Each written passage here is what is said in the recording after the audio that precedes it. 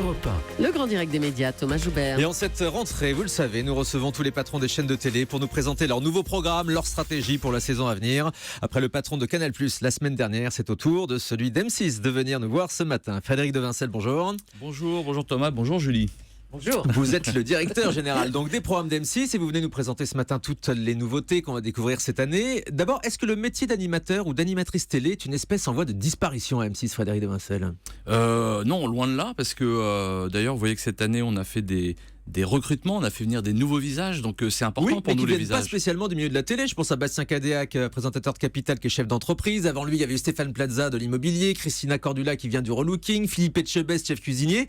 C'est fini les animateurs stars à la télévision ? C'est-à-dire que nous, c'est vrai qu'on a une particularité chez M6, c'est de mettre à l'antenne des gens qui ne sont pas forcément des animateurs. C'est pas les gens qui font des écoles d'animateurs. D'ailleurs, il n'y en a pas tellement d'écoles d'animateurs qui existent.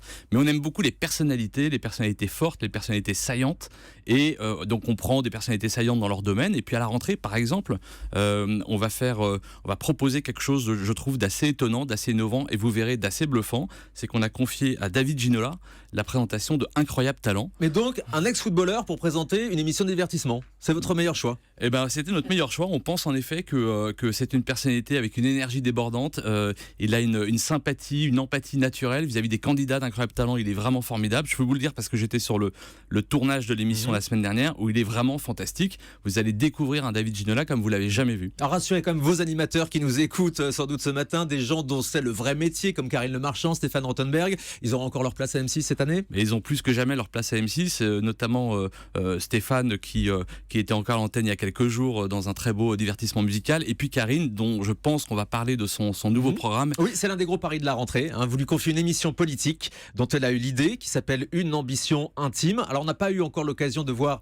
les premières images. Dites-nous ce matin à quoi ça ressemble concrètement. Alors en fait, on lui a pas confié, c'est elle qui est venue nous la proposer. Elle l'a imaginée, elle l'a produite. Donc en fait c'est une idée assez simple. Disons que c'est le premier magazine politique qui parle pas de politique. En fait, elle a contacté tous les hommes et les femmes politiques en leur proposant de faire un rendez-vous intime avec eux pour chercher à mieux les connaître, chercher à mieux comprendre leur ambition, leur trajectoire, leur vie, leurs envies, leurs passions. Qu'est-ce qui les a amenés à vouloir jouer ce rôle sur la scène politique, ce rôle souvent de destinée nationale. Qu'est-ce qui les a poussés à devenir ces hommes et ces femmes politiques. Et donc Karine, qui a vraiment ce talent incroyable de mettre en confiance, de confesser les gens, a fait ce travail. On a vu des images, on a montré des images hier pour notre conférence de presse. Ça a été unanimement salué comme vraiment un programme qui s'annonce extrêmement réussi. Mais une émission apparemment très bienveillante quand même, ça va pas faire totalement le jeu de la communication des hommes et des femmes politiques ? Mais si vous voulez, il n'y a pas de question de bienveillance dans le sens où on n'est pas en train d'analyser le programme politique, quels choix font-ils en termes de fiscalité ou de politique étrangère. C'est la personnalité qui nous intéresse. Vous aurez tous les candidats à la présidentielle ?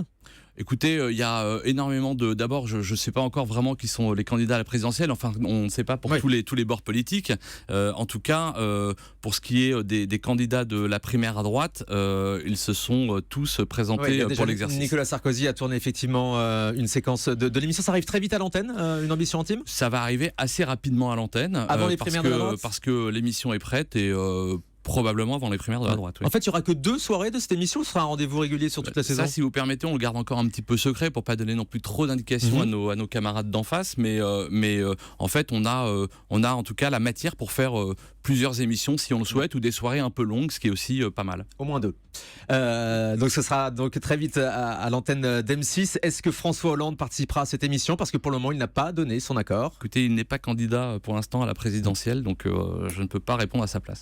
Allez, on passe au nouveau visage d'M6. Bastien Cadéac à Capital, Ophélie Meunier à Zone Interdite. Vous êtes satisfait de leur premier pas cet été ? Très satisfait. Bastien Cadéac, donc il a commencé lui au début de l'été avec des très bons scores. Et dimanche pour sa première des numéros de la rentrée. Voilà. Et écoutez, Bastien, on est très content parce que l'idée, le pari, vous le rappelez en début d'interview, c'est d'avoir des personnalités un peu différentes sur M6, des gens qui apportent un regard un peu différent. Là, on a voulu marier en fait les compétences de l'équipe journalistique de CProd, qui est la société de production qui construit Capital, qui fabrique Capital, et en associant une compétence plus entrepreneuriale, plus un chef d'entreprise. Et donc, en mariant ces deux compétences, on a une émission qu'on juge encore meilleure. Donc, on pense que c'est un très bon choix. Et Ophélie Meunier, vous avez déjà dit que vous avez plein de projets pour elle. Vous la verrez faire quoi en dehors de Zone Interdite ? Écoutez, déjà, Zone Interdite, c'est un gros travail. Je ne sais pas si vous avez eu le plaisir de regarder sa première émission dimanche.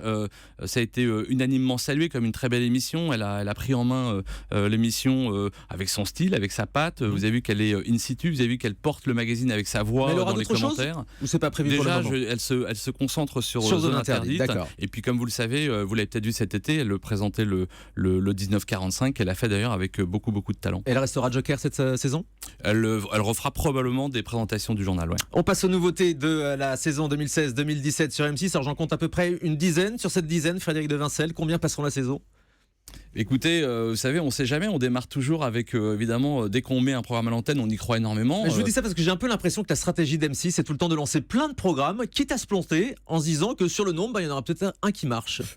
Ça s'appelle dans l'industrie la recherche et développement, c'est-à-dire qu'en effet, on essaye un certain nombre d'émissions, et puis évidemment, notre boulot, et pour avoir la chance de revenir après une année, vous parler à ce micro, il faut faire en sorte d'avoir un taux de chute qui soit inférieur à celui des réussites.